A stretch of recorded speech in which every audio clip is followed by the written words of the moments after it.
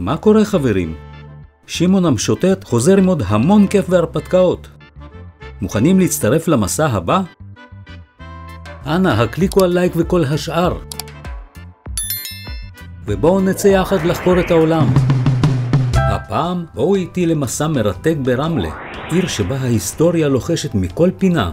נתחיל בלב הקהילה הקראית, נבקר במסגד הגדול מהמאה ה-12, נשוטט בשוק התוסס ובסמטאות הציוריות, נגלה את המגדל הלבן המרשים ואת בריכת הקשתות הקדומה, ונסיים בפסיפס לוד מרהיב.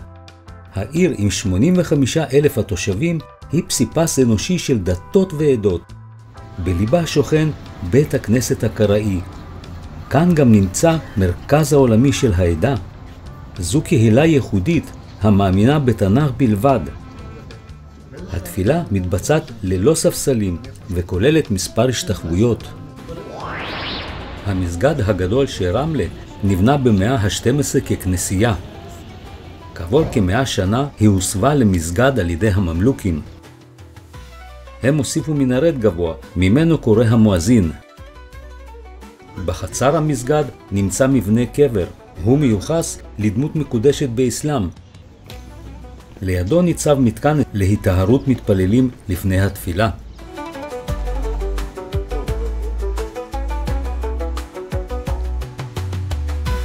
בתוך המסגד בחלקו הדרומי הוסף מחרב שהוא גומחת תפילה הפונה למכה. בסמוך לה מנבר, דוכן תפילה שעליו עומד הדרשן. חלקו המוגבה של האולם הנאה מואר בנדיבות בשני טורים של 14 חלונות.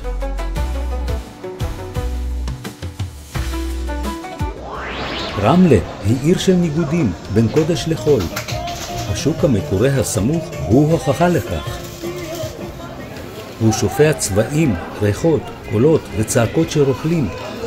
אלו מביאים את הקונים לחזור בכל שבוע לשוק הצבעוני והתוסס הזה.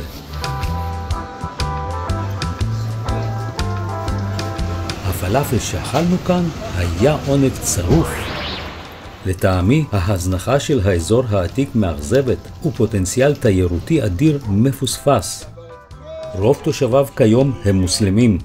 מרבית הבתים ישנים ומיועדים להריסה.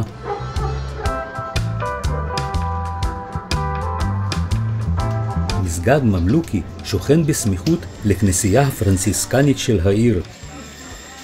נפוליאון שכן בה ואף ירה למוות במואזין. המגדל הלבן סמל העיר ניצב בגאון ומשקיף על נוף פנורמי מגובה של 30 מטר. שמו הושאל מהמסגד הלבן והמפואר ששכן בסמיכות והיה מכוסה בשיש לבן. כיום נשארו ממנו רק הריסות ספורות.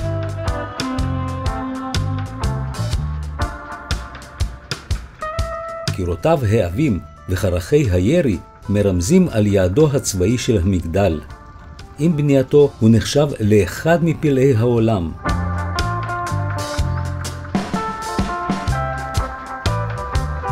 אחרי טיפוס ב-119 המדרגות, למי שעוד נשאר כוח, יכלו בקלות לגלות את האויב המתקרב.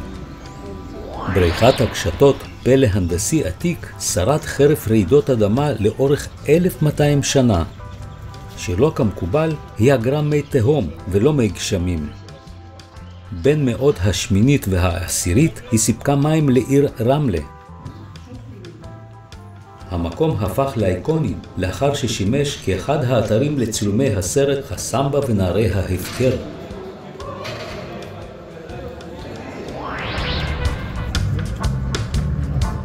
את מסענו נסיים בלוד השכנה.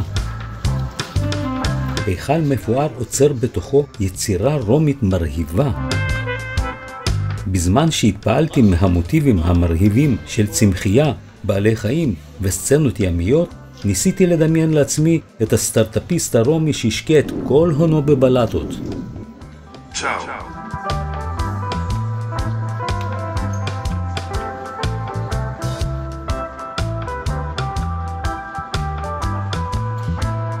תאים מהפסיפס נשלחו לתצוגה ברחבי העולם ועוררו התפעלות.